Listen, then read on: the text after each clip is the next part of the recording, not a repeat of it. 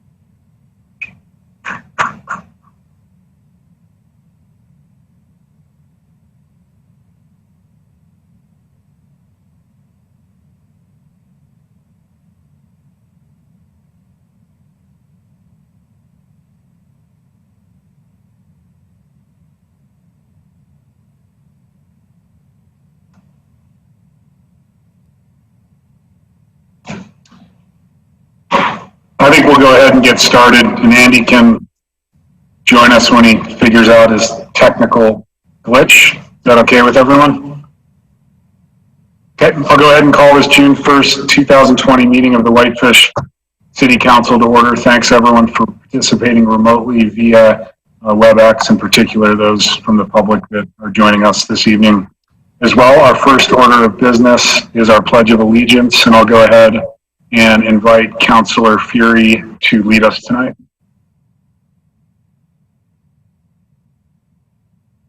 All right, I actually even have the flag here, so there we go. And I'm running a little late, sorry. I pledge allegiance to the flag of the United States of America and to the republic for which it stands, one nation, under God, indivisible, liberty and justice for all. Thanks, Andy. I'll just remind the public as well as the council that I'll be leaning on Chris Hunt, our IT director, to moderate public comment this evening, as well as public comment under item 6 of our agenda, which is our one and only public hearing this evening. So thanks in advance to Chris for helping out tonight. With that said, Andy, thanks for the pledge. And we will move on to item 3, which is communications from the public.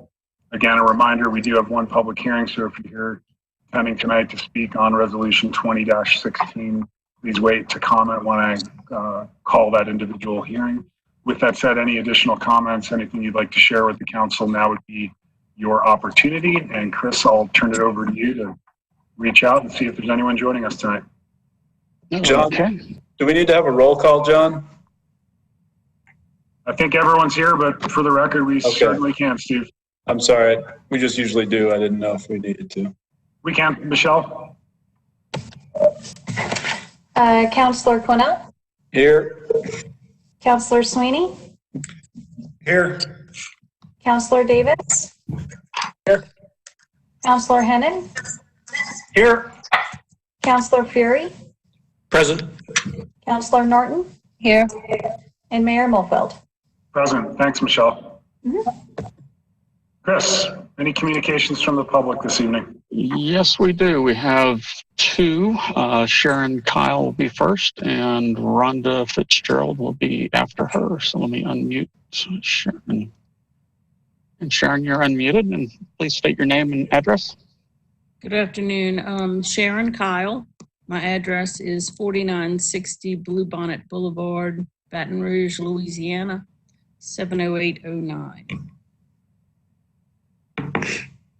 Can everyone hear me? Yes, ma'am. Go ahead. Okay, thank you.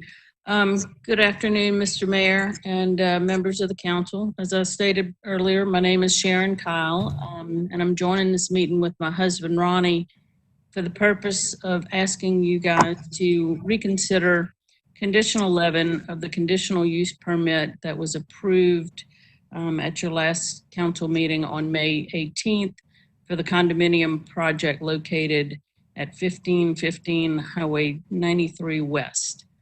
While Ronnie and I greatly appreciate the approval, we submitted a letter to you guys in an effort to explain exactly why the timing and the application the payment in lieu of fee is important to the success of our development. As we developed the site plan, it was apparent that since the underground garages connected building 2 and 3, it would probably be necessary for us to install all of the infrastructure and the shelves of building 2 and 3 at the same time. So knowing that, we spent a great deal of time and resources in an effort to work with your building official, your staff, and the housing authority, who, by the way, were great to work with, to come up with an agreeable plan for phasing of the building and the payment of those fees. And while our letter goes into greater detail on the rationale behind the timing of the payment, it basically comes down to the payment by building shell and not by building permit or a certificate of occupancy really affects the viability of this project from both a financing and a marketing aspect. It's our understanding that historically payment of fees in Whitefish would be collected and utilized at the time of building permit, and that the payment and use of funds generated, such as proposed here with the legacy fee, should be collected and utilized when the impact occurs, i.e., or for example, when a home is being placed on site or in service. It's further our understanding that the housing authority wouldn't even be able to utilize these funds until the unit would be put into place. So for us having to pay a fee in advance that cannot be used affects the viability and potentially deprives the community of a truly enormous economic inflow. It just really doesn't seem to benefit any of us. And, you know, that being said, I know that none of you know Ronnie and I, but we've been doing this and building and developing for almost 30 years. And I've practiced construction and development law for over 20 of those. And, you know, we pride ourselves on building first class, very well thought out projects. And this isn't a one and done for Ronnie and I. We look forward to building our personal retirement home within this development and becoming part of the Whitefish community. So with that being said, we respectfully ask that you reconsider condition number 11 of the conditional use permit. And of course, we're available for any questions or comments. And thank you guys for your time and reconsideration. Thanks, Sharon. Well, as you know, you probably have the agenda, but we will bring this up for discussion if there's interest from the council under item 9 of the agenda later this evening, which would be under communications from the mayor and city councilors. But thank you very much for your comments this evening. Okay, thank you. Okay, and next we have Rhonda Fitzgerald. And Rhonda, if you would state your name and address, and then you're free to make your comment. Hi, yes, Rhonda Fitzgerald, 412 Lupfer Avenue. And I just want to confirm that you all can hear me clearly, because I listened to the recording from the last meeting and I couldn't understand my own comments. So I just want to make sure you have clear audio. Yeah, we're having a tough time hearing you, Rhonda. Okay, is that better? Yes. Okay, all right, thank you. I also wanted to comment on the same project, the condominium project on Highway 93 West. I read the letter that is in your packet.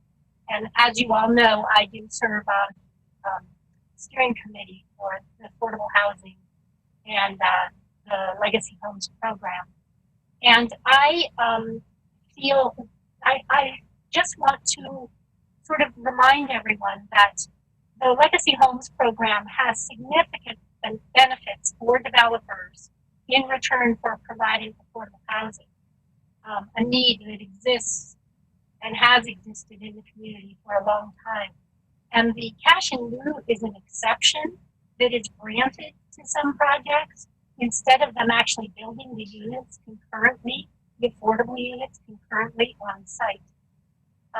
This project, of course, course, will be taking advantage of all of the benefits extended to developers from the beginning, including a significant density bonus and a significant height bonus. And since they will be taking advantage of the benefits from the very beginning, it seems appropriate to me that they also provide the required cash in lieu at the time that the project begins. And I just wanted to make that comment because things could go along for a very long time before you ever saw any cash, let alone any housing that is acquired for the community with that cash. So I just want to weigh in on that. Maybe if the applicant wanted to forego the benefits, then that might be. Thank you. Thanks very much, Rhonda. Chris, you seeing anyone else wishing to provide comment tonight? I am seeing no further hands raised or chat messages, so I think we're good. Great, thanks, Chris. We'll move on to item 4, which is communications from our volunteer boards. And we're happy to have Dylan Boyle here this evening, who will be providing the public and the council an update on behalf of the Whitefish Convention and Visitors Bureau on messaging and marketing as we enter phase 2 of Governor Bullock's reopening plan. Dylan, thanks for joining us tonight. Thank you for your time, Mayor Mulfeld. Nice to see you. Good evening, City Council and City staff. I am going to quickly share my screen here, so bear with me as I have just a short presentation for you all this evening. Could someone let me know if they can see a full screen presentation? Great. Yes, we can. Thank you. As Mayor Mulfeld mentioned, today begins phase 2 of Governor Bullock's reopening the Big Sky, as well as the lifting of the 14-day quarantine for non-essential out-of-state visitors, as well as the first day that Whitefish Lodging Properties are having guests that are for non-essential purposes that can be from out of state. So obviously with that, a lot of variables. And so I wanted to give you all a quick update on our messaging as well as our strategy now moving into the summer months.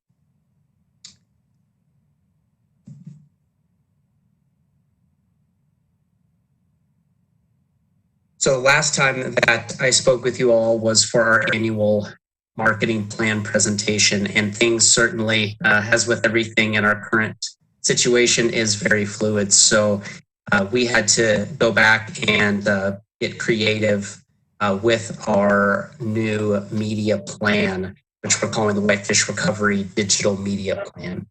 And what I'm going to do is just quickly outline that so you know what that looks like. We are working specifically on a digital campaign. As you may recall, for the last few months, we have been actively telling visitors that now is not the time to visit, but it will be in the future. And when that day comes, we will be here to welcome you. And with the reopening with phase 2, as well as the lifting of the 14-day quarantine, now is the time where visitors will begin to be here in Whitefish. And so that messaging is now being rolled out as of today. So I just want to make that clear.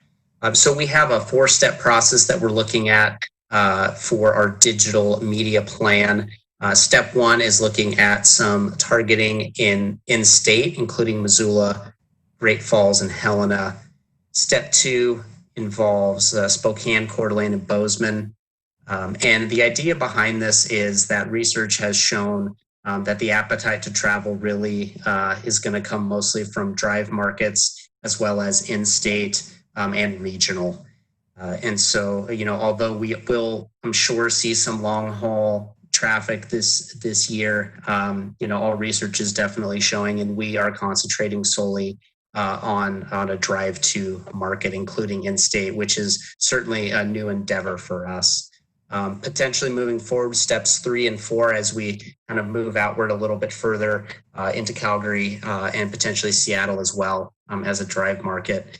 The reason that we are looking at it this way as with a digital marketing plan or media plan, is that we can be extremely nimble and highly targeted. As with the Canadian border current restrictions, as well as what we might see in terms of what these markets will look like from a public safety perspective, we can certainly turn this on and off and change these up as we see fit. So really that's important to us, is making sure that we're doing this and balancing the economic vitality of our local businesses with the safety of our community. And so that's really where we are looking at this through the lens of. Also, we have very short lead time. So as I mentioned, we can turn any of this on and off or change up the markets. It is pretty low cost considering our current budget cuts, as well as being highly targeted, which is nice. We actually are able to really stretch those dollars that we do have. As well as for what this looks like. As I mentioned, this did launch today for some paid digital advertising. And we also do some search as well on Google. So we have some great images of our town, of some non-motorized recreation on the water, as well as some hiking in here, with the call to action to book now, as well as to learn more about Wandering Again in Whitefish. And the idea behind this is you all have seen our Wander campaign on the website and what we've utilized for a couple of years. So we're obviously playing off that and making sure that with that brand awareness, that those have maybe seen this before, that the invitation is there. As you might recall from my presentation, one of our niche markets is biking. And so we do have a few of those ads as well served up, as you can see on the screen there. We've also created and partnered with local Pete Thomas on some new inspirational content for the website around biking, particularly gravel riding around Whitefish. This is something that we're doing more and more of, just to generate some more of that inspirational content, not necessarily a call to action to visit, but getting folks excited for whenever they're planning a trip or looking forward to at some point coming to Whitefish. And that can be found on our homepage as well. So our homepage as of today looks a little different than the last time we spoke. We do now once again actually have a book to stay button there. We turned that off back in the third week of March. We just went into crisis communication as you know, with the messaging with our partnership with the city. So that is new back as of today. And the message from us does lead to the Whitefish COVID Cares website, which I will explain in a moment, which is part of our crisis communication partnership. So we have that responsible travel messaging very clearly on the website as well, which is very important to us as we move forward. And this is just the bottom rotator bar, again, a bit updated. So we do have some little bit more inspirational content on there, but also specific information on traveling responsibly, frequently asked questions for when visitors come, current status of our restaurant services, as well as links to our full community video series, which we continue to work on. On Friday, we launched a new website, which does redirect to Explore Whitefish. We are calling it whitefishcovidcares.com. This is part of our crisis communication partnership with the city, and it is really meant as a one-stop resource for visitors, but particularly for our businesses as well, to get resources and information as well. So on there is what we're calling a COVID care kit for business resources, which does include new Prevent the Spread signage, both in PDF and JPEG form, and both our green and white font colors as well, and our fonts. So that they look exactly like the old ones, just with a little bit different messaging, which is our clear, careful, and connected messaging, which we hope that you all will make sure to pass along as well. We really want to see that being something that we see all over town, and that our businesses and our residents and our visitors all can relate to. And that's through the messaging that we have in partnership with Jackson Hole, as well as some other gateway towns around the national parks in the Northern Rockies are utilizing this messaging. So thanks to Jackson for allowing us to utilize that great messaging. And that messaging has been reinforced through our community video series, through a video that was produced with Mayor Molfeld, which, by the way, has over 2,000 views now just on the YouTube page alone. And I reinforced the clean, careful, connected message and responsible tourism from his message on Friday with a new installment. That's the Explore Whitefish Reopening and Responsible Tourism. And that one is linked on the whitefishcovidcares.com page, as well as on the YouTube channels as well. And through social media as well as through those views. That one currently has over 3,000 views. So it's just really great to see that all of our community video series has really been picked up locally, and that our community is paying attention to the work that we're doing and the messaging that we're getting out. And lastly, I do just want to give you a little update. Obviously, I think we all want to know what summer is going to hold for us. I do have just a little bit of data to show you from a lodging perspective. I have polled our lodging members a few times, both in April and May, asking them about what their advanced summer lodging reservations look like compared to the previous year. And so this is the latest survey. This results as of May 20th, which is the day after Governor Bullock announced that phase 2 would begin on June 1st. And I wish I could tell you that things looked better, but they certainly, for advanced reservations as of now, especially for June and July, from those that did respond, is pretty significant in terms of what we're seeing as a decrease. So for June, 75% of those that responded said that their advanced lodging was down 75% or more, with the other 25% saying they were down 50 to 75%. So June and July in this are showing the biggest decreases. For July, we're seeing some similar numbers here, with half of the respondents saying they were down 75% or more, 25% saying 50 to 75% down, and then the other 25% saying they were down 25 to 50%. So hopefully, we'll potentially see some uptick in that, ideally with summer lodging reservations as we move forward. But that's certainly, I wish I had better news for you, as that has a lot of implications for our businesses, the bed tax collections, as well as resort tax collections. For August, we start to see a little bit of wider distribution across the spectrum of decreased advance reservations, but we're still seeing over 40% saying that they're down 75% or more, and over 30% in that minus 50 to minus 75% range. But as you can see with summer, as we move closer to summer and early fall, there is some indication that some of those lodging reservations have been held and not canceled. As you can see again for September, there's some more distribution here. So potentially a little bit better news for those months. But hopefully we can gain some more traction with these.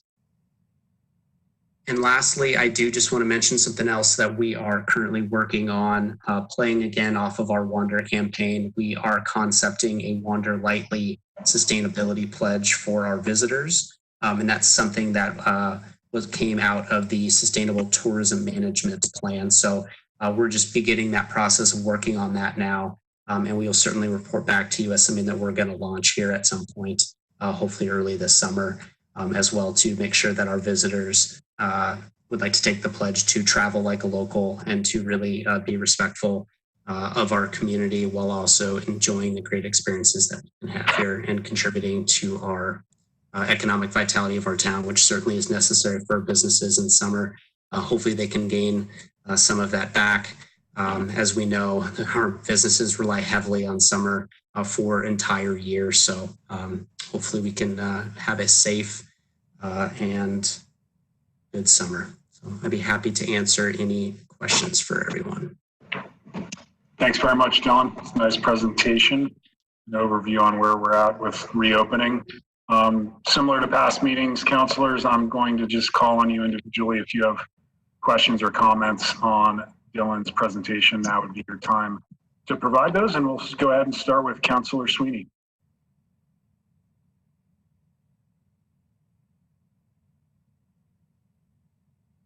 Frank, I think you're muted. I was having a hard time finding the right button. Okay. So my troglodyte self came out.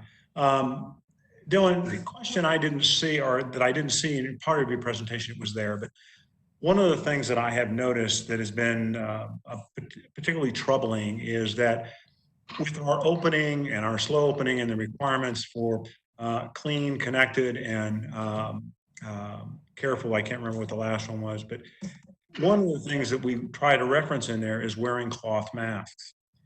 One of the things that I have not seen significantly, although there are a couple of businesses that I've been in today, they're diligent as they can be about wearing masks and minimizing, making sure there's plenty of space.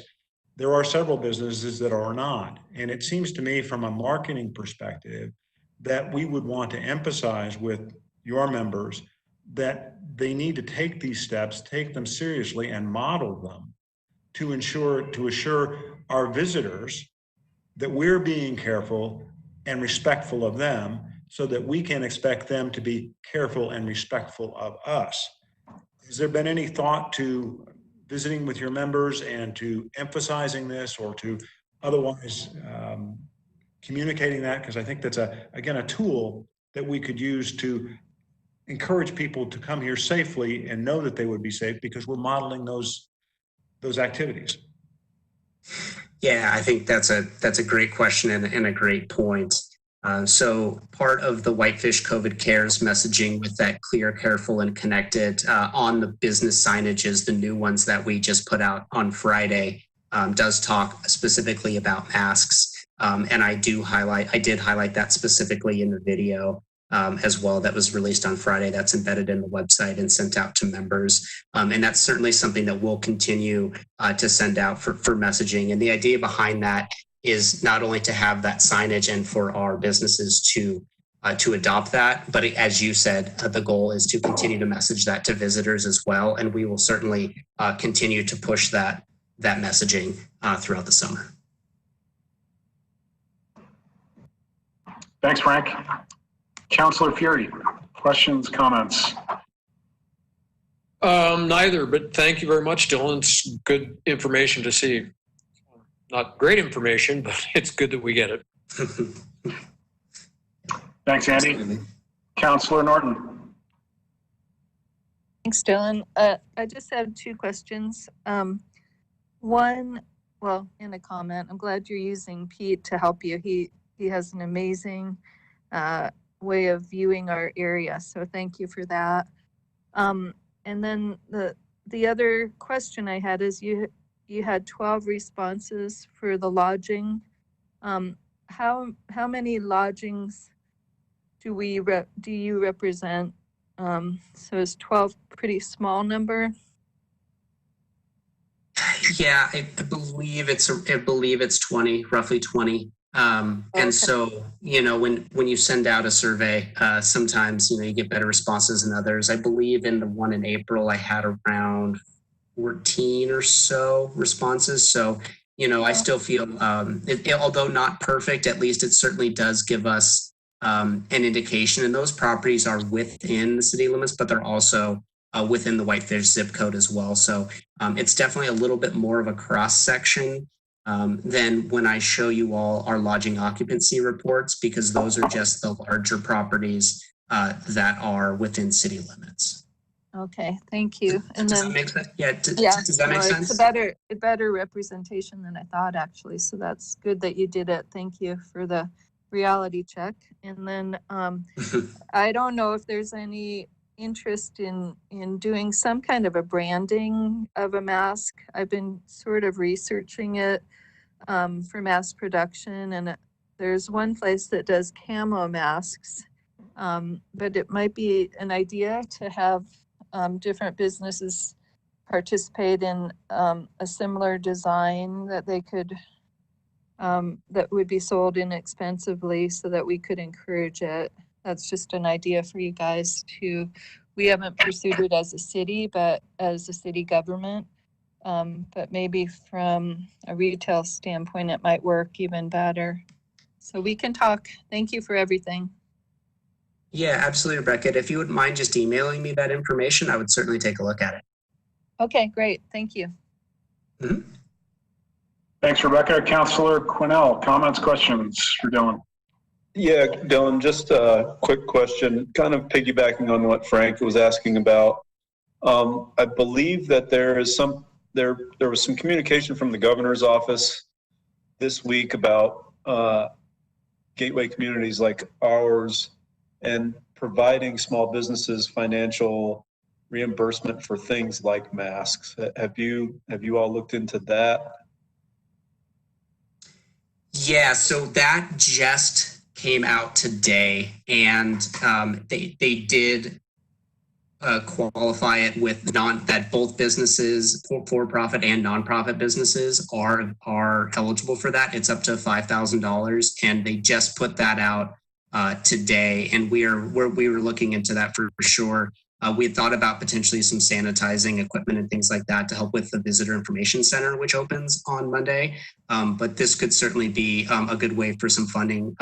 Because to your point, Councilor, it'd be a nice thing to have, but it certainly would require some resources. So yeah, we're certainly looking into applying to that this week. Okay, thanks, Dylan. Appreciate it. Mm-hmm. Thanks, Steve. Councillor Hennon, questions, comments?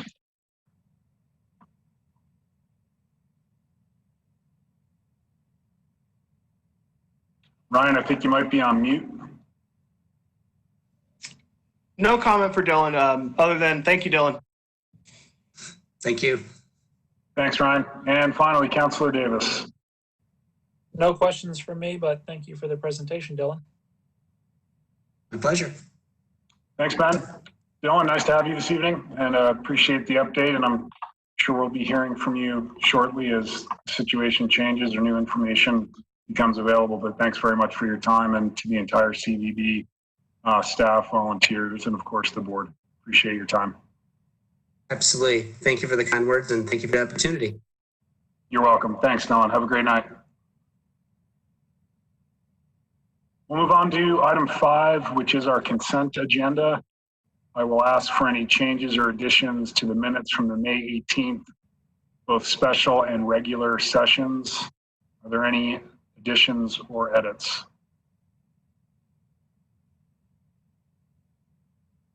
Not seeing any, I would entertain a motion on the consent agenda, please. Mr. Mayor, I would move to approve the consent agenda. Is there a second? I'll second. Seconded by Councillor Hennon. Michelle, roll call, please. Councillor Quinnell, Aye. Councillor Sweeney, Aye. Councillor Davis, Aye. Councillor Hennon, Aye. Councillor Fury, Aye. Councillor Norton. Aye. Thank you. Thanks, Michelle, and that's unanimous on our consent agenda, which takes us quickly to item 6, which is our public hearing, our only public hearing this evening. Item 6A of the agenda, which is Resolution 20-16, a resolution donating the snow lot to the Whitefish Housing Authority and authorizing the city manager to execute the development agreement with the Whitefish Housing Authority. And I'll turn this over to Angela for her staff report. Good evening, Mayor and council members. I'm going to try to share my content here.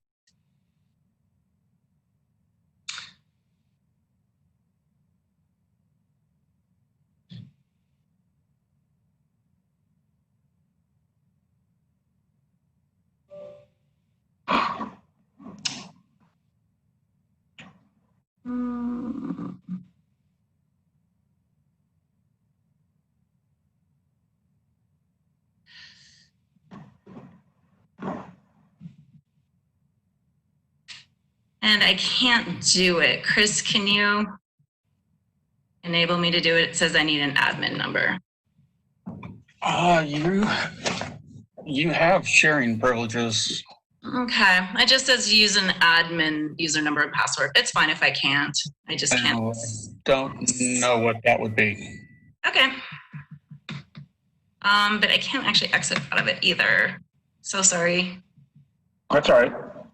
Let me try to take the sharing back away from you and then grant it back to you. Take it away from me.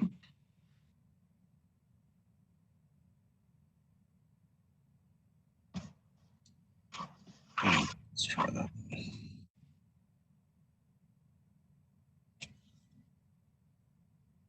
Did that help? It didn't. I still just have nobody here. Okay, but if you guys can still see me, I can't see you, but I can definitely do what I'm supposed to be doing without We can hear you. Can you hear me? Yes. Okay, perfect. So my report begins on page 60 of your packet. And just for some background, which might be a little bit much, but I think we kind of need to know why we are right here at this point. We have owned approximately 1.6 acres of property known as the snow lot. And that's because we dump snow on it in the winter. And the downtown master plan has always designated the snow lot as a site suitable for housing. And in 2017, our Whitefish strategic housing plan recommended that we create a public-private partnership to develop the snow lot for workforce housing, rental, and or units. The strategic housing plan identified development of the snow lot as a tier 1 strategy for helping address our affordable housing shortage. As such, a couple of years ago, we retained Homeward, which is a nonprofit community development organization based out of Missoula, to draft a conceptual development design and financial feasibility analysis for the snow lot. Back in April of 2008, we modified our urban plan, which was originally adopted in 1987 to include the snow lot. And the city also approved the development of affordable housing as an urban renewal project. For at least 2 years, the Strategic Housing Steering Committee has discussed transferring ownership of the snow lot to the Whitefish Housing Authority to kind of act as the developer for affordable housing. From August through October of 2018, the city, Homeward, and the Whitefish Housing Authority engaged the neighborhoods surrounding the snow lot and held several public meetings at which the conceptual design was discussed. And in November 2018, Homeward presented a conceptual design for the development of the snow lot, which involved basically 2 apartment buildings and 6 duplexes. So over the next 12 months, we did some environmental testing on the snow lot, and we worked with Homeward to develop a financial analysis. So in early December 2019, last year, Homeward actually presented a preliminary budget for the development of the snow lot to the steering committee, and it was showing a significant shortfall of how we would have to fund development of the snow lot. At that point, the steering committee, due to the shortfall and also due to several other considerations, decided that it would be more beneficial to develop the snow lot with a permanently deed restricted townhomes rather than a mix of ownership and rental units. And so in February 2020, Homeward presented its revised design concept to the steering committee, and you folks saw that same plan in March 2nd, 2020, which I believe was our last live meeting together. As part of that, the city council agreed to commit $459,500 of tax increment funds to help with the development of the snow lot, as well as $509,000 fees in lieu to help with the development, of which $260,000 is immediately available. We are still waiting on a fee in lieu payment from Mark Panasini, which is the developer of Altviews.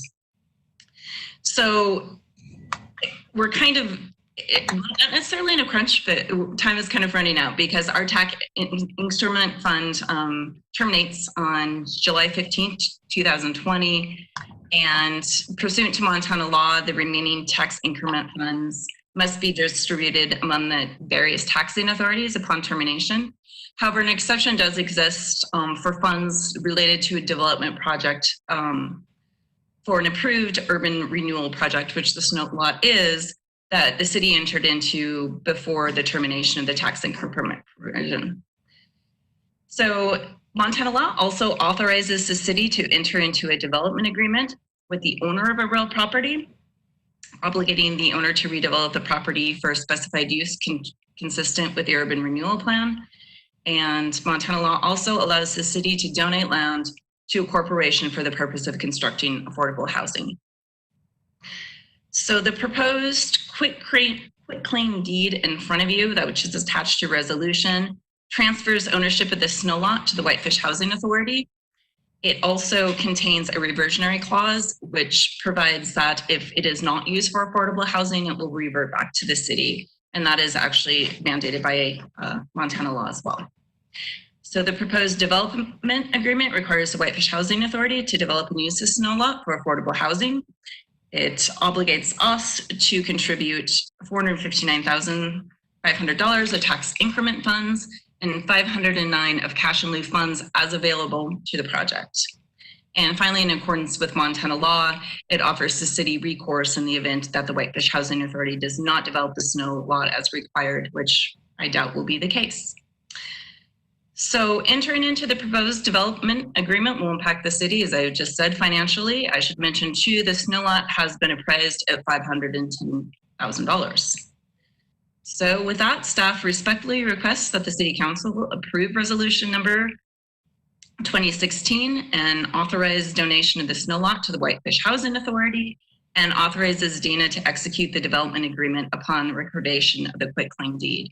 And the purpose kind of behind that is because we have to enter into a development agreement with the owner of the property, and the Whitefish Housing Authority will not be the owner until the quitclaim deed is recorded. So with that, I am happy to answer any questions you might have. Thanks, Angie. Any questions for Angie from the council? We'll go ahead and start with Frank. No questions now. Thank you. Thank you. Andy? No questions. Thanks, Andy. Rebecca? Yep.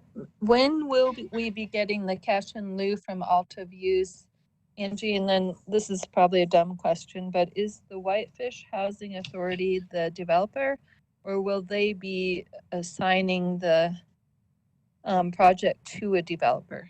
Rebecca, that's not a dumb question at all. Actually, they will be, I guess I will say the developer, but they will not be, is my understanding, is building the project. So they will, and what we discussed with the steering committee, and Rebecca, I think you might have actually been there, but it might have been before you were on there. We kind of discussed the Whitefish Housing Authority having a project manager and then a contractor. So they'll be the developer in the sense that it's going to be their land, it's going to be their project. They will not be the developer in the sense that they're going to actually be building the project. And with respect to the money from Alta Views, I believe it's due by June 30th of this year, but I need to go back and look at that agreement. And we've half so of we have all the funding to complete it as long as we can get the project done. Okay, thank you. Yeah, and Rebecca, we don't actually need just to get the project done. We just need to enter into the developer agreement before the TIF sunsets in order to be able to commit those funds. And I guess the other question is, what I remember from the meeting, Wendy saying that they're going to be around $168,000 for sale is what they were kind of aiming at. Is that what you remember? I remember that too, Rebecca, but I didn't take notes, and I can't really say what they are going to be. Maybe somebody remembers better than I do. All right. Thank you, Angie. You bet. Thanks, Rebecca. Steve? No questions right now. Thank you. Thanks, Steve. Ryan?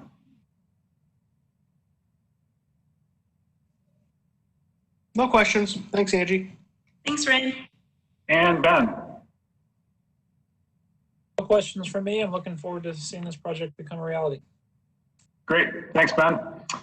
We did advertise for a public hearing on Resolution 20-16, which is item 6A of our agenda. I'll first turn this back over to Chris Hunt. Chris, is there any public comment this evening on this item?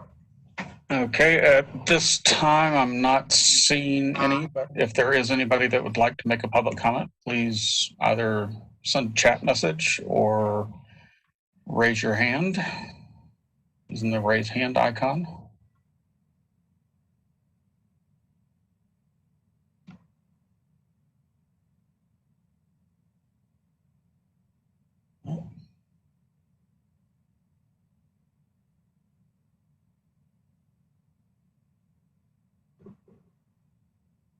Okay, seeing none, I guess we can proceed.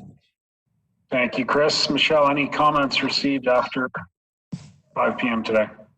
No, not for me. Thanks. Great. Thanks very much.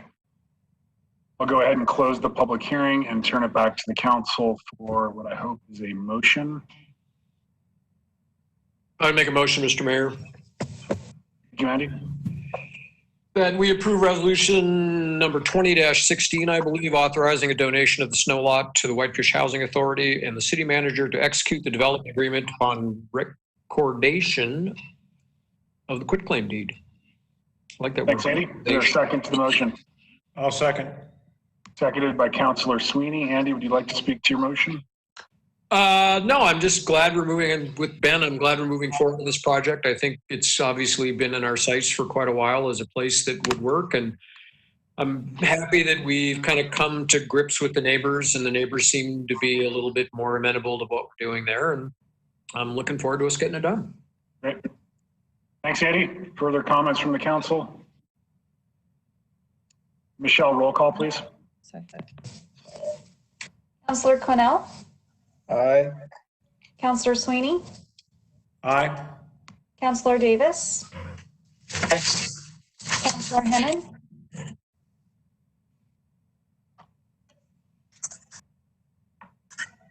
Aye. Councillor Fury, In favor. and Councillor Norton. I'd like to say a comment before I vote since I got cut off. I was not in favor of this for a long time because of the location close to downtown, and I hope we don't regret giving away overflow parking. And also I didn't like it being so close to the railroad and the hazards possibly with that. I think it will be a good project. And after going through an extensive public process, trying to include the neighborhood concerns, it is funded, and I think it's a good time to get it finished. So I am voting in favor. Aye. Thank you. And that motion does carry unanimously. Thanks, Michelle. We're going to move on to item 7 of the agenda, which is communications from our planning and building director, Dave Taylor. This was a request by the city council at our last meeting. And Dave has brought forward a report discussing options for the WB2, our secondary business district, regarding zoning permitted and conditional uses. And this was included on page 64 of your packet. Dave. Good evening. I tried to share that, but I don't know, my screen just went blank. So probably the same thing that happened to Angie. So at the last council meeting, the council did request us to meet with you guys and put together a little report on the WB2 and the uses that are currently permitted and conditional. So we put together just a little memo to discuss some of those things. Let me try this one more time. There it goes, Dave. All right, thanks. All righty. So, you know, one of the things that we're working on is a corridor plan for Highway 83 South. And, you know, part of the task of that particular steering committee and that plan is to look at the land use as well as transportation, economic development within the corridor. And, you know, some of the things that we're doing within that plan is creating performance standards for the B2 zoning district that are going to increase aesthetics and open space and break up the strip feel, kind of creating more commercial nodes and things like that. The land use is also one of the things that any corridor plan looks at. We didn't really spend much time going over the uses within that plan, but there was a couple of uses that did come out of that, which I'll touch on in a little bit. But so that B2 zoning district is the district within our community that is our highway district, secondary business district. It's different than our other districts in that it has specific uses in the permitted and conditional uses that are allowed. The downtown and the WB1 district both allow all sales and services, so it doesn't discriminate between any different types of retail. But the B2 doesn't allow a lot of different types of retail, but it does specifically allow the types of retail that would require large areas for sales or display or parking. And it depends on the proximity to highways and arterial streets for those things. And so it's kind of our most intensive commercial zone. And because of that, there's certain things that have been out there for many years, such as car dealerships, things like that. So one of the, looking at the letter that the council and the mayor sent to the paper, they brought up a couple uses in there: automobile, boat sales, machinery, equipment sales, formula restaurants. I just wanted to touch on the formula restaurant thing right now. It is a permitted use, retail and restaurants, formula type in the B2 zone. In the WB1 zone, that use requires a conditional use permit. And in our WB3 zone, they're not permitted, neither formula retail nor formula restaurants. And it's basically 12 or more types of the same business located around the country with similar merchandise and facade, decor, color scheme, uniform, things like that. So looking at specifically automobile, boat, RV sales, rentals, parts, repair, and service, currently that use is permitted in that WB2 zoning district. In the B1 district, it's a conditional use permit for automobile repair. Auto sales is a conditional use permit in our industrial district, but auto repair is permitted. And then boat service as well. And then our B4 district allows auto and boat service as a permitted use, but not repair. So it's kind of been directed out to that B2 zoning district currently. And that type of use does, have large parking areas as a display, and automobile sales parking is exempt from our parking lot landscaping requirements currently, although they are required to meet our standard landscaping requirements for the site.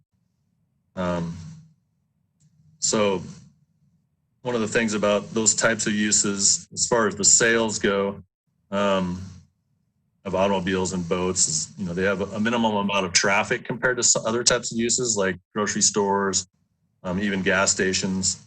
And so they don't have quite as much impact when it comes to traffic. It's more of an aesthetic issue. And, we do have existing architectural review standards, landscaping standards, site development standards, and then our new non-residential standards that can mitigate some of those impacts. However, we could consider moving that to a conditional use so that we could add even more buffering, perhaps require some of the parking of cars behind the buildings rather than in front if there's new ones that come up. Automobile parts is something, there's a couple of auto parts stores already in that district. I don't know if that's, it's kind of lumped in with automobile sales. I don't know if they have the same types of impacts as vehicle sales. You're talking about Napa or one of those other stores, but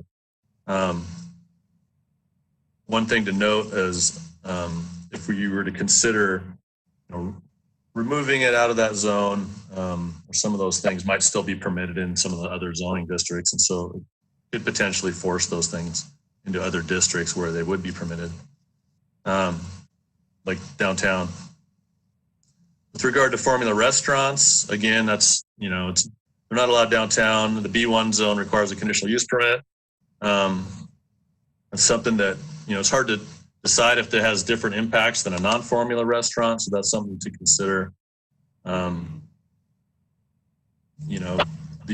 Highway 93 South Corridor Plan, one of the things that came out of that plan and with our economic studies that we're looking at trying to expand types of services and uses that would support and help be supported by the residential population, that we're looking at potentially expanding within that corridor, more of a mixed use corridor so that the people that live there have more places to eat and things like that. So that, again, is something also to consider. But we could, like the B1, look at moving formula restaurants from the permitted uses to the conditional uses. Again, there's some already out there. We have McDonald's, Subway, Dairy Queen, Starbucks, things like that out there. As far as the formula retail, Dave, do you mind just advancing your staff report as you go through this, just because we don't have multiple screens? Sorry about that. That's all right. Thanks. There you go. Oops.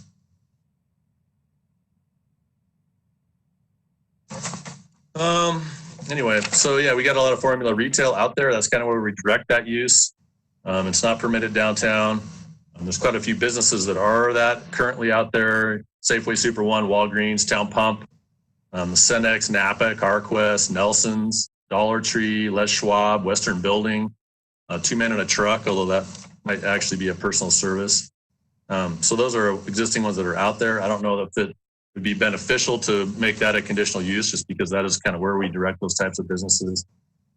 Anything that we move into a conditional use category would then have to come in for a conditional use permit if they do any expansion of their building.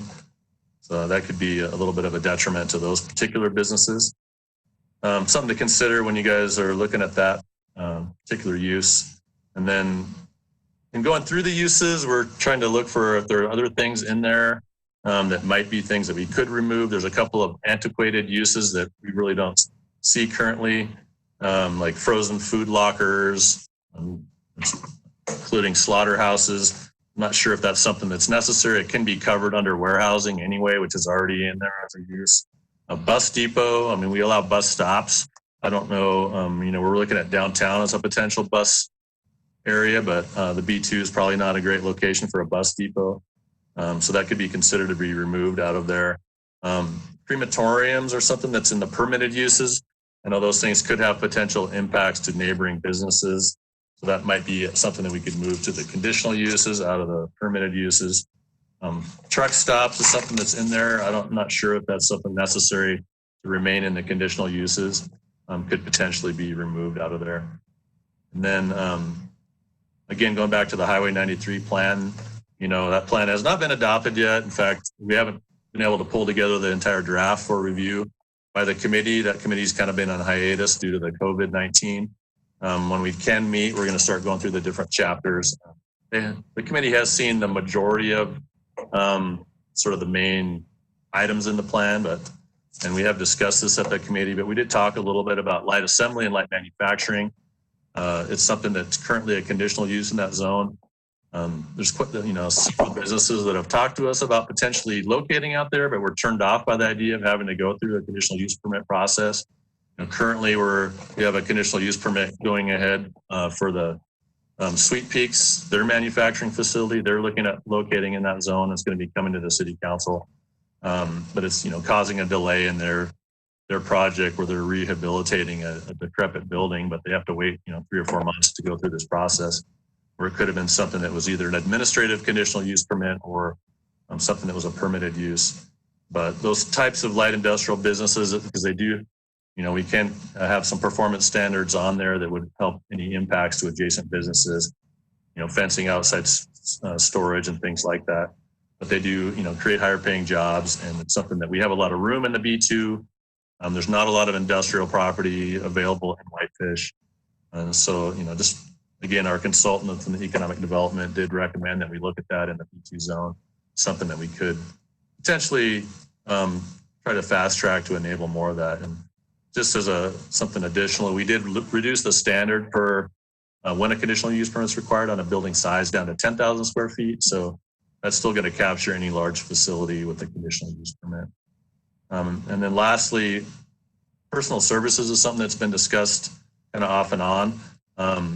Currently they're permitted use in the B1 and downtown in the B3. They're a administrative conditional use in our high density residential zones on major arterials like Spokane and Highway 93 West. They're a use that is not a retail use. I mean, the downtown, in the master plan, it calls for, expanded retail, and that type of use competes with retail use.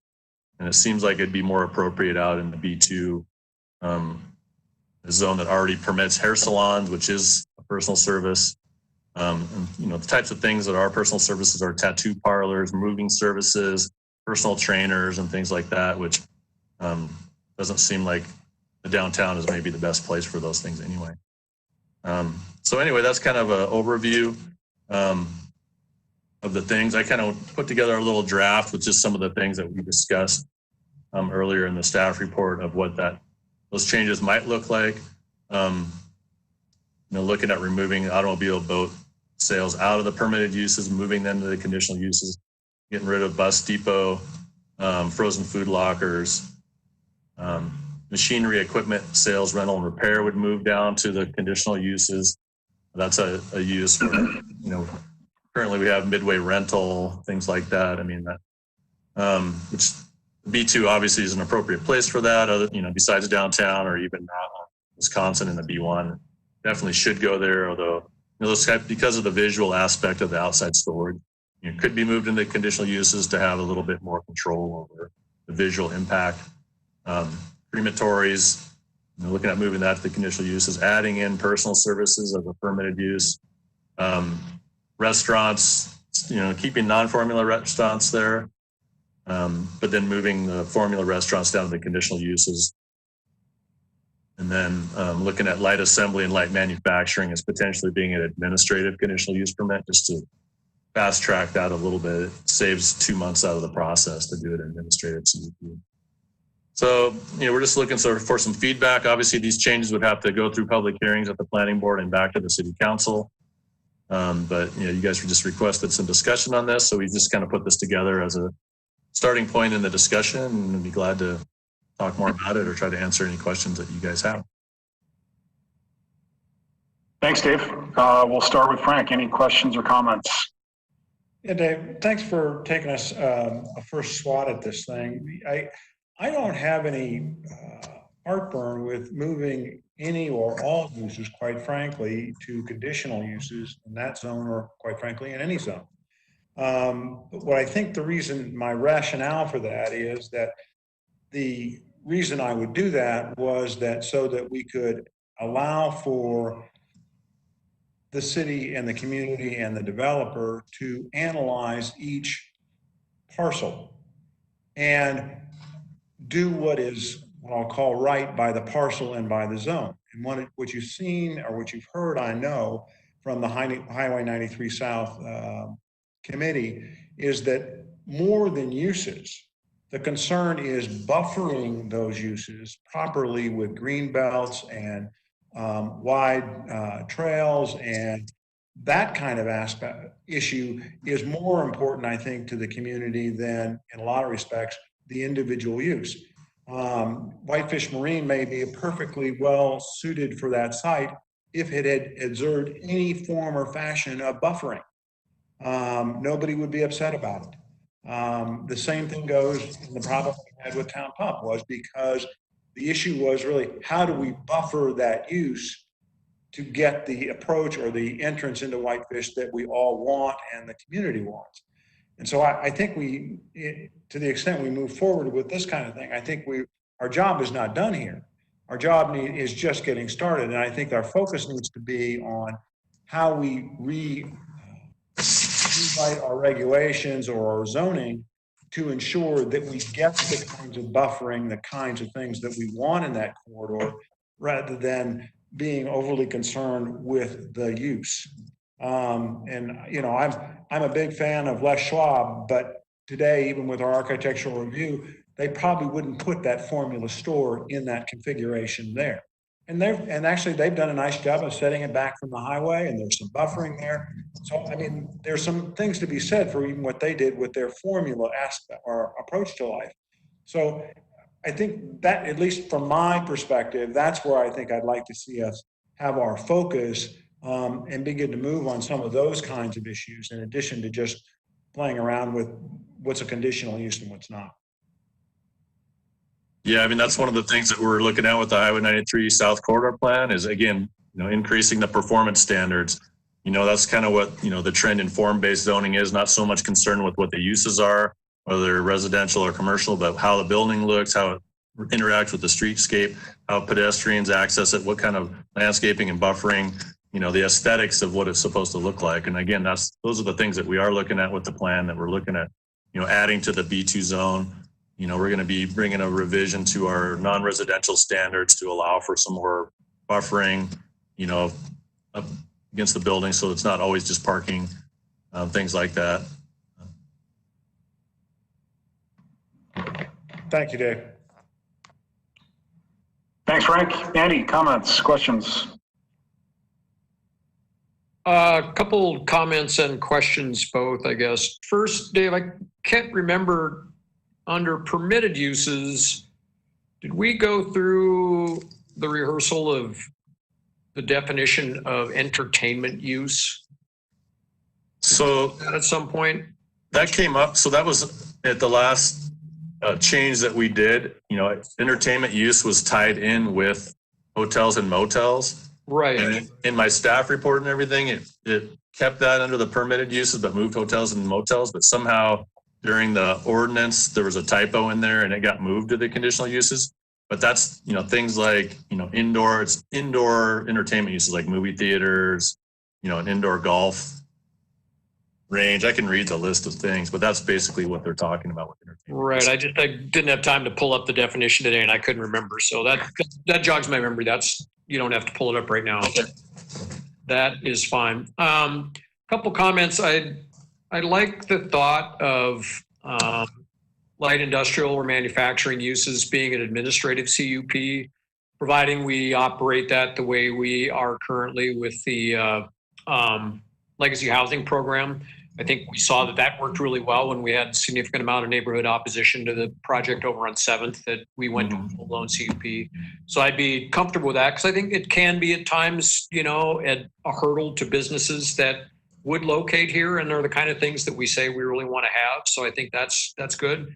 I will echo Frank's thoughts a lot, and I think that's what's coming out of the Highway 93 plan, is the performance and development standards are really key, is more so than, what the actual uses are a lot of times. And the other ones like crematories and a few of those things that you pulled out of the permitted uses, I think is great. And the ones that you're just eliminating altogether look fine to me. So other than that, no further comments. Thanks, Dave. Okay. Thanks, Andy. Rebecca. Yep, Dave, I just have some questions on the permitted uses. What do you consider a vendor? Like, what is under vending? So right now, the only type of vendors that we allow are food vendors. So, like a hot dog stand or things like that. We don't allow someone to sell Elvis blankets, for instance, on the side of the road. That's something that's not allowed. But we do, if it's food related, we also allow temporary use permits, so someone can sell Christmas trees seasonally or fireworks stands, or frozen halibut, things like that from a parking lot as a temporary use. But so we have it delineated already. But that's under temporary uses. But the vendors are specifically food vendors for hot food to go. We could change that to make it more specific. But also wholesale and warehousing, is there a size limit on that, or can that be as big as they want to be? Well, if there's a building that's over 10,000 square feet, then that would become a conditional use permit for either one of those things. Okay, so that's still under that. And then under conditional uses, I think it's a good idea to encourage light manufacturing and assembly out in that area, as long as it doesn't detract from livability to people adjacent to them. But like at the end of Baker, it's a great place for that. I just wondered if wholesale and warehousing shouldn't go under conditional uses, just because it could be loud and maybe distracting if there's residential people right next door. That's the only thought I had. Thank you. Thanks, Rebecca. Steve. Thanks, Mayor. Dave, I have a few questions for you. I think Frank really hit the nail on the head, and it's not necessarily about the use. There are some updates probably that we need to do, but the idea is that we we want to break up that strip feel down there, and that's really the key element here. And it seems like the approach there needs to be in the zoning regulations then, right? Is that correct? Yeah, I mean, it's going to be, requirements in the zoning to increase, buffering. Again, we have a list of things that are going to be in our implementation items of our Highway 93 plan that are going to be changes that are going to, create more of that effect, more buffering, more nodes, more, setbacks, have more tree retention standards, landscaping standards, changes to some of our architectural review standards. So all those things are going to be part of that. They're coming out of that plan that are going to help with, those things that you guys are talking about. I mean, we have some of that already in our architectural review standards and our landscaping requirements, but we're looking at increasing those things for that strip in order to break it up. Well, I guess my question then is which process is likely to get done quicker, amending the zoning regulations or the Highway 93 corridor plan? Which is likely to get I mean, the corridor plan obviously is, in process, and it's been kind of held up due to the COVID thing. We're looking at, the possibility of being able to start meeting again with that plan. So, we have, the plan's 90% done. We're really just waiting for some mapping stuff to get put in there and, a couple drawings and things like that. But the content is mostly there. We haven't been able to take it to the committee. We've been putting it in a really slick, nice format. I mean, we've had the content, but we're trying to make it look appealing and visually appealing and those kinds of things. But so that plan, has a potential to be, done by, the end of summer and adopted. Any zoning amendment, obviously you can fast track that and we can try to get something on the planning board for probably the July meeting, which then still would be, August or September before it gets to the council either. So, it's going to be a couple months behind to do the corridor plan, but we're going to have, we're looking at things holistically and using that committee as a sounding board. And we've already got almost all the stuff done based on the input that we've received from the community, from the visioning sessions, from the surveys that we put out, and all those things. It's not just putting a Band-Aid on it, but we're trying to look at it holistically based on our other plans and stuff. I get that. I mean, my question is that, the town pump CUP really kind of created some urgency for us to get a little more control over what's going on down there. And I, looking out, I know that we don't have anything on the planning board agenda for anything coming up in June. But my question is about the urgency about getting a little more control over what's happening down there. And so that's kind of the genesis of my questions about which process we might be able to get to affect some more of that control quicker. That's the only reason I asked those questions. And it sounds like we're on the right track, so I'll just let it go. But I would, see, so there's a couple other ones that I think we could look at. Seed and grain sales. I don't know that that's something that's still relevant in Whitefish. Maybe that could go on to into the dustbin there. And then the one question I had is, where else is in light industrial allowed in our zone, in Whitefish, in our? It's a conditional use permit downtown. So if someone were to do some, and we have some wholesale and warehousing downtown. The brewery was originally permitted as a light industrial manufacturing facility. The industrial zone is the other place where it's allowed, which we don't have very much industrial. There's a little bit on Baker. There's, some industrial type of uses allowed on the old Idaho timber site. There's one parcel on Edgewood, but it's pretty limited. And then we have our B4, which is our kind of business park district, where Hurrah is currently, and they're doing that use in there. Okay. But most of those parcels have kind of been bought up recently. I'm not sure how much land's yet available in that zone, but.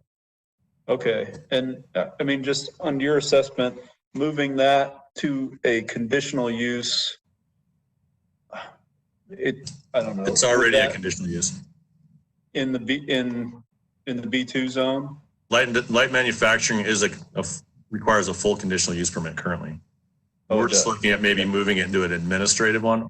We thought about permitted use, but until we have some, we also want to develop some performance standards for light manufacturing with regard to storage. And that's something that we could add to that, but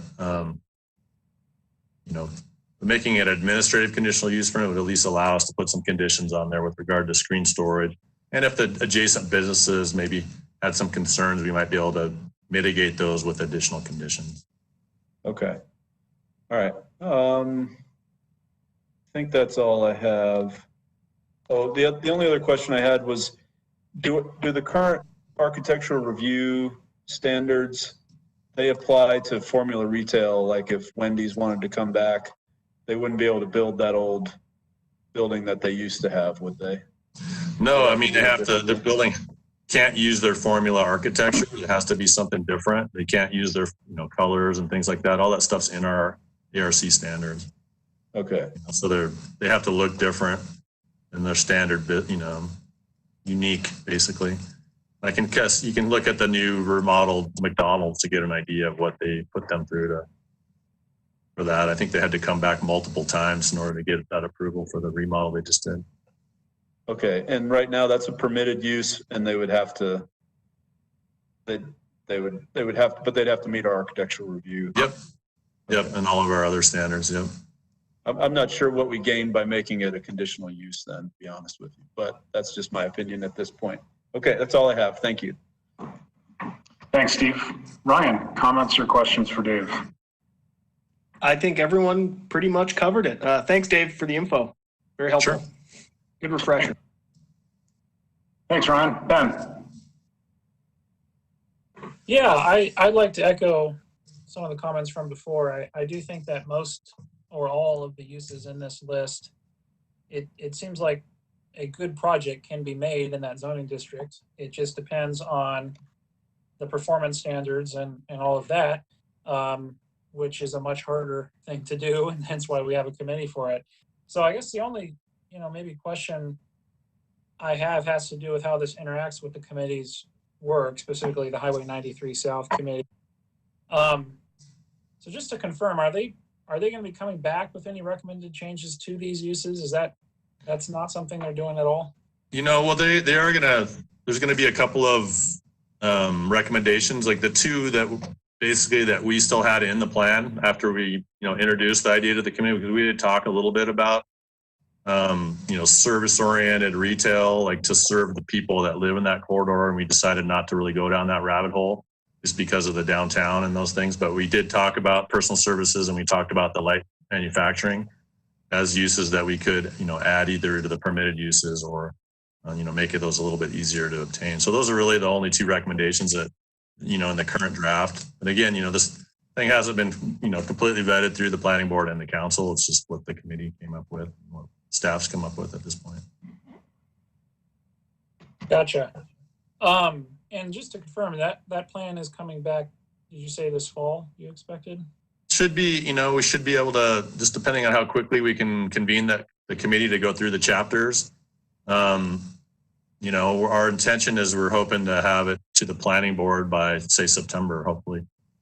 Okay. And do you think if we use that gas station as an example, would the outcome of that project be different had the recommendations from the 93 South Committee been in place? So, once the plan is adopted, then we would have to go forward and, make changes to the zoning and the landscaping chapter and all the other things as part of that, part and parcel. So, once the plan gets adopted, we're going to have to come back with specific zoning amendments as part of that implementation. But yeah, I think that, certainly as far as the buffering up the highway, the protection of those existing trees, we would have some stronger language in there. For that, in that regard, so we, wouldn't have necessarily had to been conditions on their approval because it would have already been required. But, a lot of the things that they did, are things that were already required by our architectural review. But we did have, our non-residential standards that we have. So, we have been slowly adding things into the zoning code, as performance standard wise for multifamily buildings and non-residential buildings to try to make them more pedestrian scale friendly and things like that. So some of that stuff we already have been sort of fast tracking. We,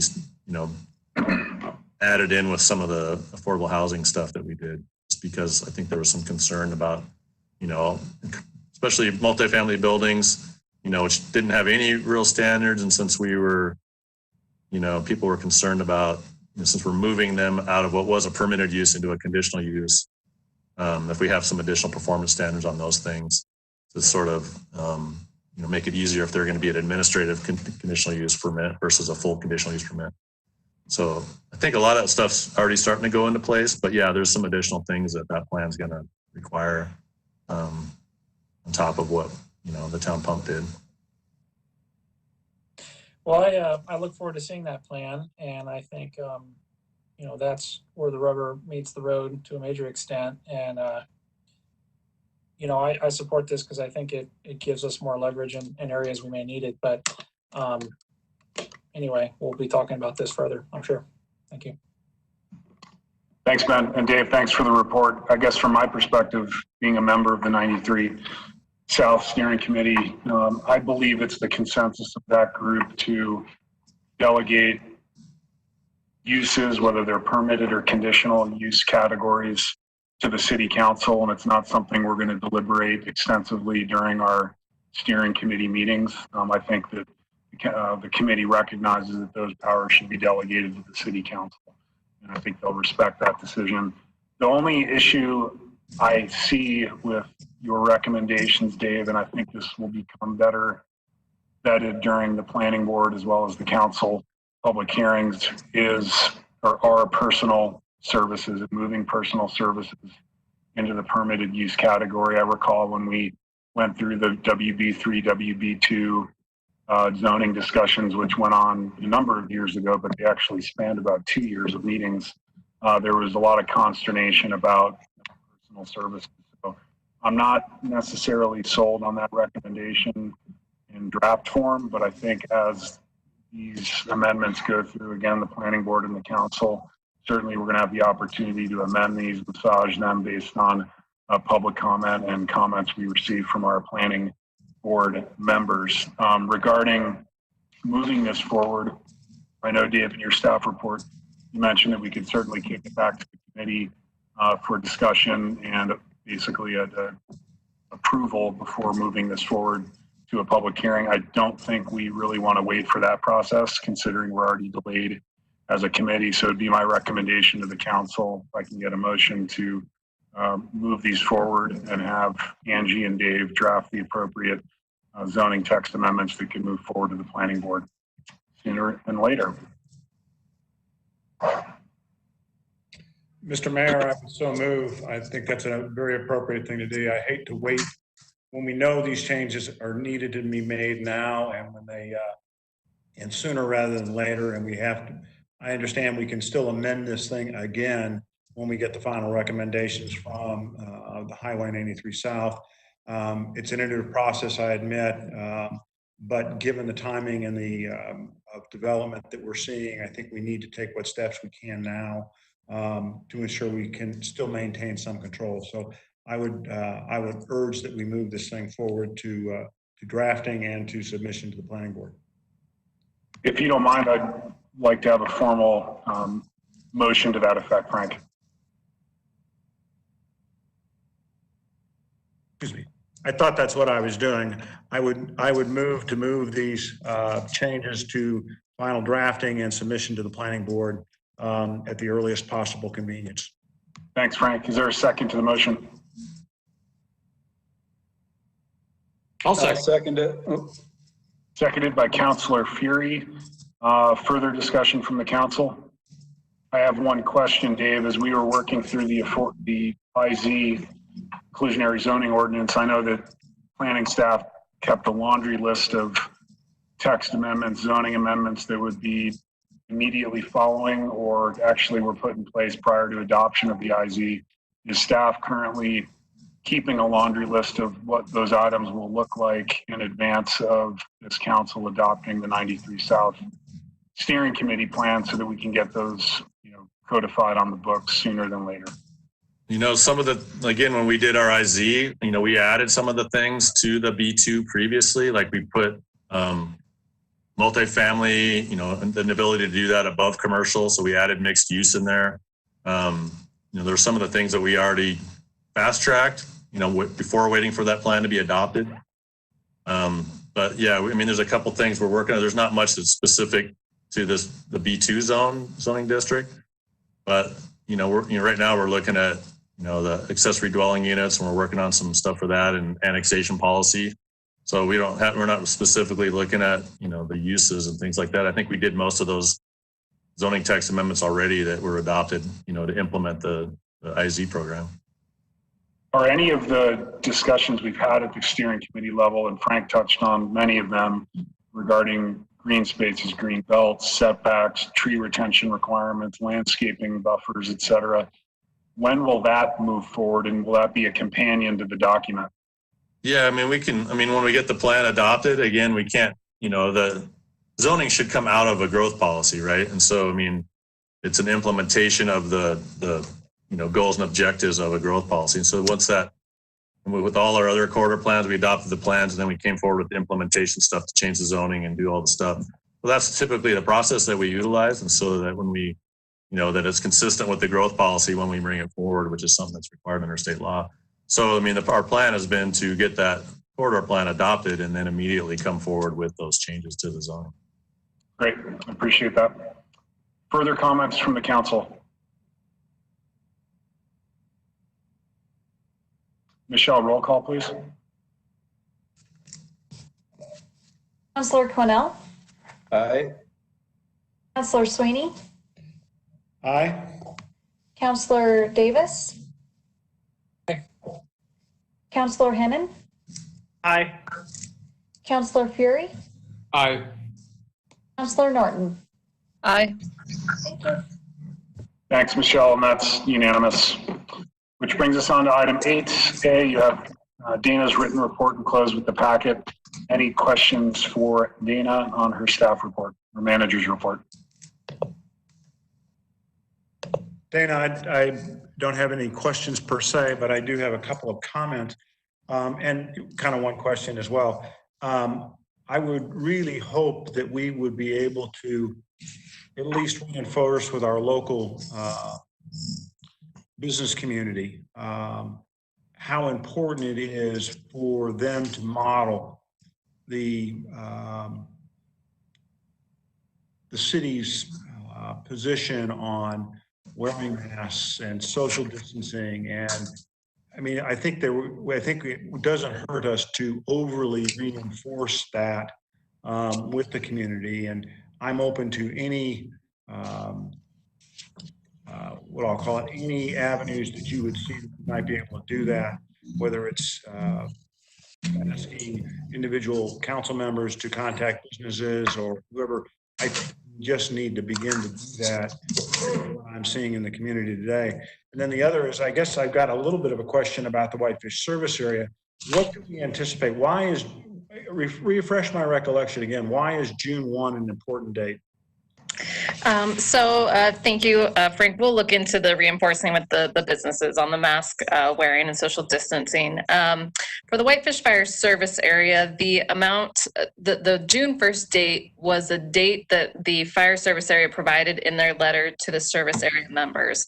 That was the date that the letter requested public comment on them either moving forward with a volunteer program or negotiating with the city. So in our contract, they have to give us a 1-year notice, which would be June 30th of this year, if they want to back out of the contract and cease working with us on June 30th of 2021. So we get a full year in prep time, either side does. So they have to give us a year notice. I can give a quick update on that since you asked. I have heard from them again. On Monday, they reached out to me last week, or not Monday, Wednesday. They reached out to me and asked to, maybe then Thursday, my days are getting confused. Last week, they reached out to me and we scheduled negotiations for Wednesday evening here at City Hall. I was going to ask if one counselor or the mayor would like to attend those, simply because Phil Mitchell will be attending as a county commissioner. He is not a board member. And I think that they're also bringing in an individual from the county. So I would like the city council to also be represented. The city council will be the ones to sign the contract. The response from their members has been overwhelmingly to stay with the city of Whitefish. In fact, many of the comments have said, we will pay the full increase to stay with Whitefish. So Joe and I are planning to be there. So if there is a counselor or the mayor would like to volunteer to come participate, you don't have to, it really just there to listen and provide a face for who actually approves the contract. I think that would be important for an elected official to be present. I'm unfortunately not going to be in town Wednesday night, but Frank, are you available? I knew that was coming, and the answer is yes. No, this is an issue that I'm actually quite interested in. I'm again fascinated by the discussion that I hear from some of my neighbors who are part of the Whitefish service area, who are all adamant about staying with Whitefish. I have seen and heard of no negative or no wishes by a public member of the Whitefish service area to leave or to create an all-volunteer zone. But the one thing that this is just, I'm more than anybody wants to know right now, but it concerns me. One of the things the discussions that I've had with several people who have made inquiry about it is that the service area population does not understand that the Whitefish service area can afford and can pay within their current budget and with what they're currently levying from the individuals in the fire service area. They can pay the full amount that the city has requested over that 5-year period of time without raising a single additional dollar from their constituents. And and when I tell people that, they were like, oh, what are we arguing about here?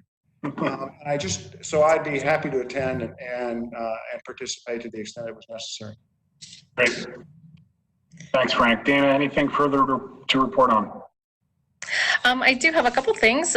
So just for everybody's knowledge, tomorrow we will have a drop box for ballots at City Hall for voting. That will be from 7 a.m. to 8 p.m. We'll have it out in the vestibule, so very easy to just drop off. We are not a polling location. They're not doing in-house polling, but if you haven't got it mailed, you have a spot to drop your ballot. The other item is city council goals. I have been fighting with my new PDF version all day. I will get those out to you. They are ready to go. I just can't figure out how to get you the actual document because it's a portfolio and not a PDF. You'll have them, if not tonight, you'll have them tomorrow morning, first thing. We do need to plan for a work session, and I guess I wanted to check with you, John, and that city council to see if you wanted to just go straight to a work session. I know in the past, you've had a retreat of some type. Obviously, COVID-19 kind of threw a loop in that this year. So my recommendation was we'll get you the draft goals from city staff tonight or tomorrow morning, and that we would schedule a work session for July 6th. I think that's a great idea. I don't think we're retreating anywhere this year, so I appreciate that. Okay, great. May I offer an offering or a point or just a question? It would seem to me that given that nature, maybe we ought to think about if it's possible to extend the work session from the normal, what I'll call 1 hour before, to if we needed an hour and a half or 2 hours, given that the goal setting is going to kind of encompass the what we would normally take care of on a retreat or a separate meeting. So I just offer that as something, because I think if we're really going to go through these things and make some changes, my guess is there'll be enough discussion to fill more than an hour, and we'll find ourselves behind a power curve. I'm fine with that. Thanks, Frank. So we'll just schedule that to start at 5 p.m. and that way it gives us a full 2 hours to work through them. and then we can, and you guys can obviously, you'll have them about a month in advance, so you'll be able to look through them. If you see any like stark issues, you can email me directly as an individual and just let me know in case, we need to correct something before the work session, or be prepared with something for the work session. So, let's see, make sure I touch on everything. The last item I'll touch on this evening, as you all are aware, our country has been facing unprecedented times with the COVID pandemic, but now there's a crisis of humanity that's being brought to our attention. Protests and demonstrations are happening all over the country and the world as a result of the death of George Floyd, who was restrained by police officers, or as he was restrained. These protests and demonstrations are about more than just the death of George Floyd and the police brutality that occurred that day. People are asking for equality and humanity, especially for our African American population and those of color who have faced systematic racism for years. Unfortunately, some larger communities have faced riots and violence following these protests that have caused significant losses for businesses already struggling with the COVID-19 pandemic. I think it's important that city staff and the city supports our peaceful protesters and condemns hate and racism. Our Whitefish Police Department prides itself on providing a safe community for all individuals, free of discrimination and without excessive use of force.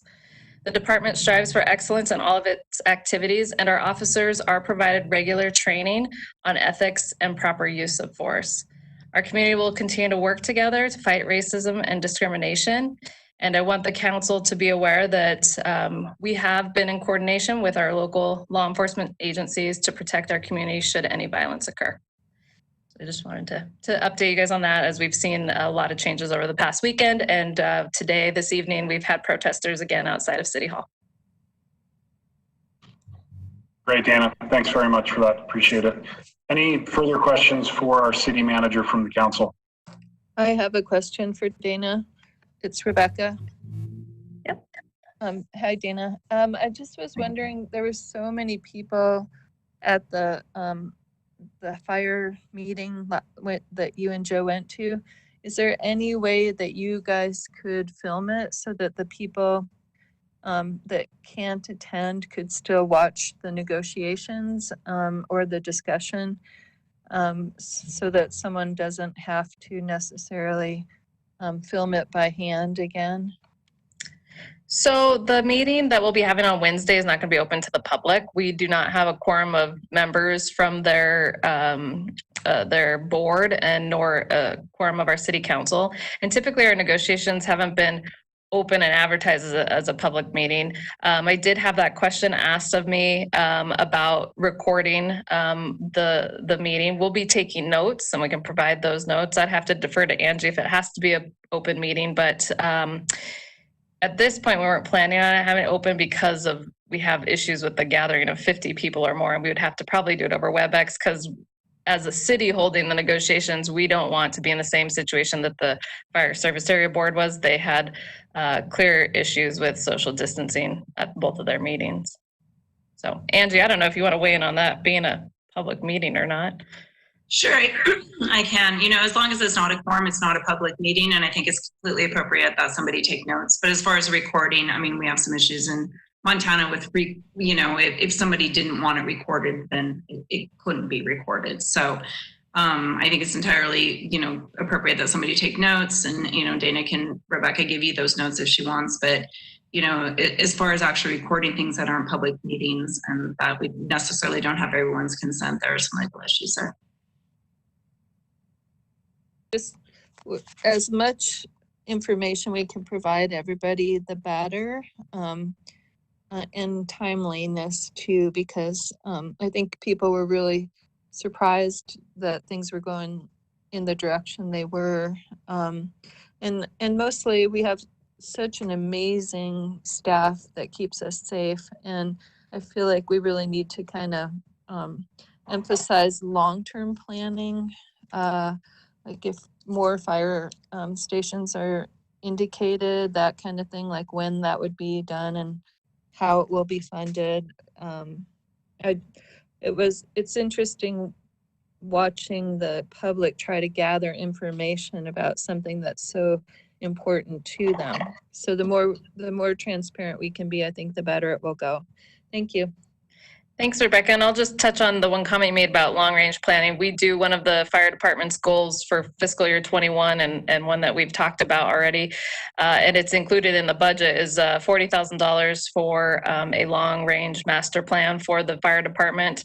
We had attempted to get a similar plan previously, but the consultant focused more on deficiencies and not on actual plans on how to move forward, funding options, stations, exactly what you mentioned. So we are hopeful that we'll be able to get there over this next year. I was as surprised as the public to know that negotiations were not going well. I had not heard from them. So we will continue to move forward with the best interests of our citizens in mind. And we do want to continue serving those area members as well. And I have heard them loud and clear. And I'm hopeful that the Whitefish Fire Service Area Board has as well. Guys. Thanks, Rebecca. With that, we'll move on to item 9, communications from the mayor and city councilors. You do have a letter addressed to you from Ronnie and Sharon Kyle requesting that the council reconsider what was added condition number 11 for WCUP 20-07 for the project located at 1515 Highway 93 West. In order for that condition to be reconsidered, it would require a motion and a second. We did hear from the applicant, Sharon, earlier this evening. I just wanted to thank her for hanging on the line through our meeting to get to this agenda item. With that said, certainly it's something you do not need to feel compelled to act on. It's a request, it's a consideration. It's certainly your grace, and I'll turn it over to the council for any comments or discussion. We'll start with Frank. A little slow there, Mr. Mayor.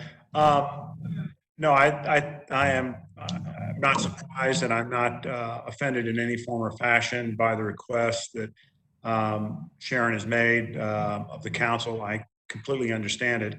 I hope she will completely understand that, in my view, unfortunately, her proposal does not work for this community.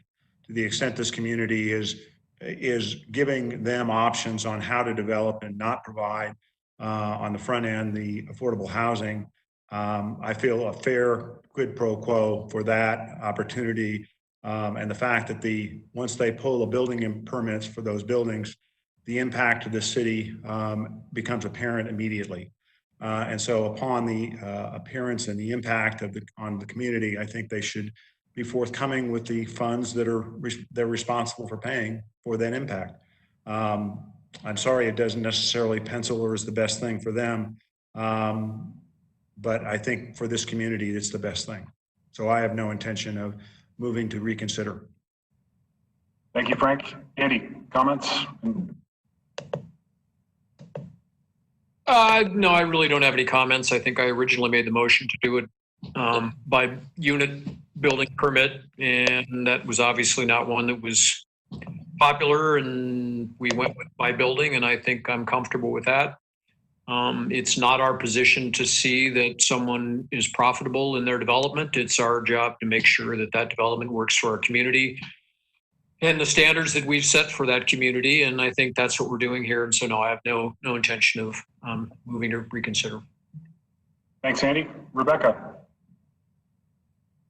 I have a little bit of a different take on it. I feel like they worked with our housing authority, with our planning department, our building department, and came up with a proposal that they were encouraged to present. And then we sort of changed how the cash in lieu was going to work after the fact, after doing all of that work. So I think we should be consistent when we're dealing with people that have such a large project.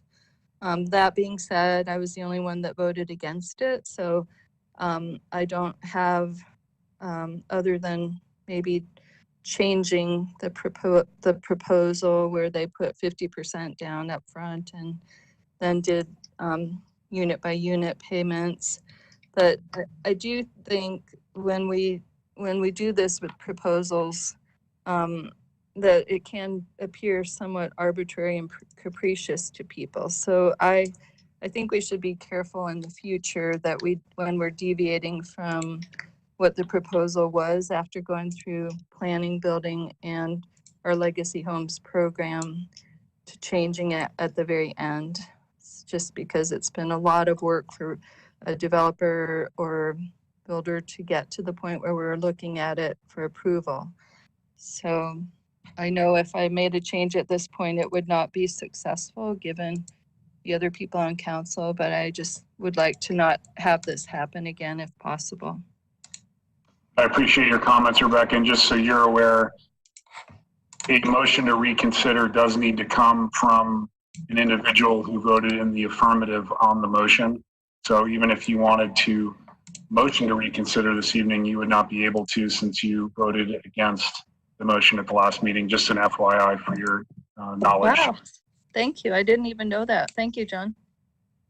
You're welcome. Steve, any comments? Yeah, I just want to say that this is another test of our, inclusionary zoning. We have a project that has potentially large cash payout to our affordable housing that it sounds like may not happen given the way that we are conditioning it. At the same time, I think we're conditioning it the right way, that if these people want to build, if the Kyles want to build this project, then they have to find a way to do it. And like Andy said, it's not our job to figure that out for them. That's their job. I also think it bears mentioning that that cash in lieu is not the only option. They could possibly build the equivalent affordable units someplace else, which would actually be the preference probably of the housing authority, because the goal is not for the housing authority to just take in a bunch of cash. The goal of the housing authority is to actually build units for people to actually live in. So I think that bears mentioning here, is that there is another option that could be pursued by the developer in this case. So I'm not interested in changing the way that I view this tonight. With all due respect to the Kyles, I think that they have a good idea there, and if it doesn't work in this form, then they'll have to find another way to do it. Thanks very much, Steve. Ryan, any comments tonight? No motion to reconsider from me, Mr. Mayor. Thanks very much, Ryan. Ben? No further comment that hasn't already been said. Thank you. Thank you, Ben. And I wanted to again thank the Kyles for participating this evening. I know it didn't go the direction you would have hoped, and best of luck with the development. And I hope you can equally understand our position on this particular issue. Thanks very much. We'll start with councilor comments, and why don't we go in the opposite direction? Ben, anything to share with the council or the community tonight? I appreciate the consideration, John. I do not have any comments at this time, though. Thank you. Great. Thanks, Ben. Councilor Hennon. Nothing right now, Mr. Mayor. Thank you. Thanks, Ryan. Steve. Thanks, Mr. Mayor. The comment I do want to make is related to what Dana mentioned before. Obviously, as a social studies teacher, when our country starts to melt down in the way that it is right now, it does. I think it bears mentioning to all the people that we affect as elected officials, that we need to pay attention. We need to really pay attention to how we treat each other, and to how the government treats us, and in particular how the police our citizens. Fortunately, we are pretty. We don't have the kind of race issues that most communities have across this country, so we're not faced with this every day. But I was quite surprised and I felt a little good sensation seeing people outside our city hall showing signs of support for the people in Minnesota and across the country who are affected by this. So I just want to say that, just want to reiterate that the goal of our police force is to serve and protect. And both of those are very important. And it seems pretty clear, at least from my perspective, what happened in Minnesota. Neither one of those things were happening. And unfortunately, this is not an uncommon situation in our country. So anyway, I just think that it bears mentioning here in this forum, and I'd like all of us who are listening and hear this tonight to just be mindful of that, especially in this time of the craziness that's going on with COVID-19 and being isolated, and to make sure that we're mindful of each other and how we react to each other and how we treat each other, especially people that that are different from us. And that's all I have to say. Thank you. Thanks, Steve. Appreciate your comments. Rebecca, anything to add this evening? Just to remind people, if they haven't turned in their ballot, they can still turn it into the city hall tomorrow until 8, or you can take it down to Kalispell to our election office. And also just for people to take care of themselves and each other at this time. It's a lot of moving parts, a lot of high emotion, a lot of fear, and things usually are going to be okay in the long run. I think it's wonderful to see people out standing together for the right things, but remember that we are in a pandemic of a highly infectious disease with no cure. So if you are going to be out protesting or showing support for different events, take care of yourself as well. That's all. Thank you. Thanks, Rebecca. Andy. Yeah, I think thanks, Steve, for your comments. There was a headline in one of the news feeds yesterday, and it was how to be more safe while protesting during a pandemic. And I think that was a headline that really caught my eye. And I was like going, wow, things are a little off the rails here. I do ultimately have confidence that we'll hopefully all do the right things. But that said, I do want to just a shout out to Flathead Electric Cooperative. I know those poor people have had a heck of a couple of days. There are still people in the valley without power right now. And for them, I hope that they had at least enough ice chests and ice on stock to keep what was in their freezer from going bad. And I want to thank our fire department too. I know we had in front of Jan and Pete Metzmaker's house yesterday, a tree hanging in the power line on fire. So, and our fire folks got there, and I know that they were running around a lot, as were our other police people. And it's hard duty, and for everybody that's still waiting for power, I know everybody's doing the best they can, and they're trying to get as much done as they possibly can, as quickly as they possibly can. So other than that, I am all good. And I guess one other thing is, as we do start to open up, I hope people do maintain and continue to be vigilant about spreading their germs and getting germs from others.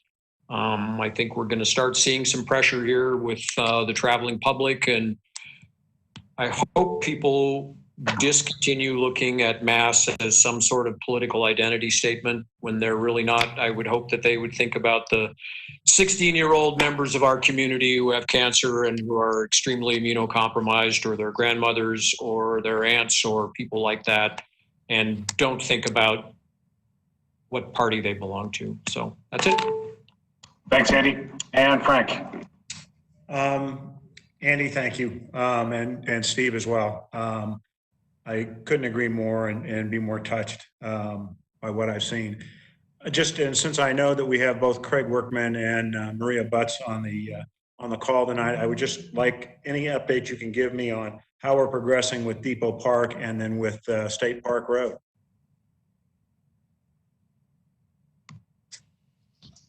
Yeah, I'll go ahead and start. Maria, if you have anything to add, feel free to jump in. No content to share, but I can tell you that both projects are moving ahead steadily and on time, on schedule, on budget. Depot Park, we're gonna, most of the curb and gutter has been installed. You see the corner treatments on both the northwest and southwest ends of, or corners of Depot Park are pretty much complete, and it's pretty exciting. We'll be paving Depot Park, I believe, the week after next, and we still plan to have that road open by the end of June. As far as State Park Road goes, the weather's been a little tricky out there because we're doing all the underground work. Quite a bit of stormwater improvement has taken place. The sanitary sewer is just about done.